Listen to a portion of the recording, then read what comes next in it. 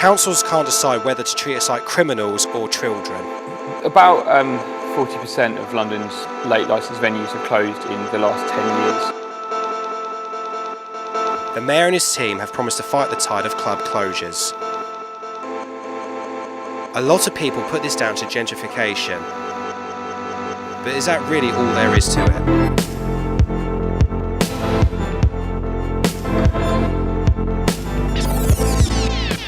There's pressure on real estate, pushing rents up, but there's also a kind of ongoing kind of interplay between the way that venues are licensed and the way that the operators work in partnership with the local authorities. And in some quite high-profile cases recently, there's been a lot of friction between those two parties. When the club Fabric had its licence revoked, the problems facing London's nightlife hit the headlines.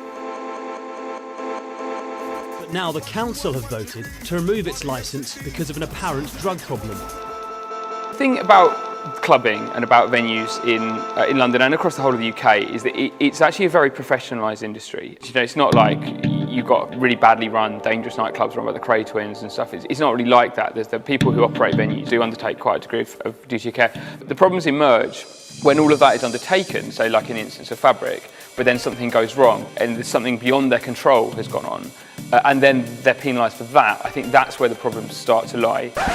Where ordinary people see a vibrant and thriving club scene, local authorities see nothing but trouble. Draconian licensing laws are drawn up to combat noise, antisocial behaviour and so-called alcohol-related crimes.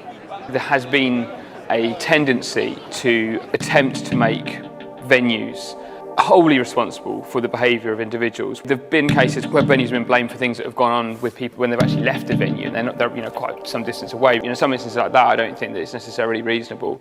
Fabric had the resource to fight that case. The whole of the music industry got behind them. When you have a pub which is having its 2 AM licence curtailed to midnight, it's going to be a lot harder for them to resist that.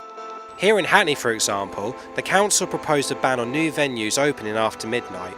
The 2003 Licensing Act was the last major change we had to the way that alcohol retail was regulated in this country. Venues were in theory able to apply for 24-hour licences. Well, that didn't actually happen at all. Some pubs open until midnight or 1 or whatever, but in Europe, on the other hand, licensing laws are far more relaxed and 24-hour licences are very common. In other boroughs like Lambeth, clubbers actually had to go through airport-style security just before they could have a few beers. ID scanning is becoming more commonplace, and I think that was actually a condition of the Fabric licence too. I personally wouldn't deem it appropriate, the risk assessment, to say that you need to scan your passport to go to the pub, to have a pint, or even go out dancing late at night. And I think that the freedom to do those kinds of things is part of what it means to live in a civilised society. Councillors have brought back the Victorian temperance movement.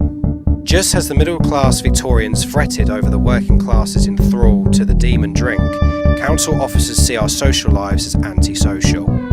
Despite the night tube, London seems way off track from becoming a 24-hour city. To keep London open, we need to stand up for nightlife, for partying and for having fun. Nightlife is important. The freedom to go out at night and to socialise and to see your friends and to have experiences and enjoy music, meeting people, socialising, falling in love, all of these wonderful things which all of us have a memory of. So that fundamentally is why it needs to be protected. When it comes to regulations, it's councils who need to know when enough is enough and when to call it a night.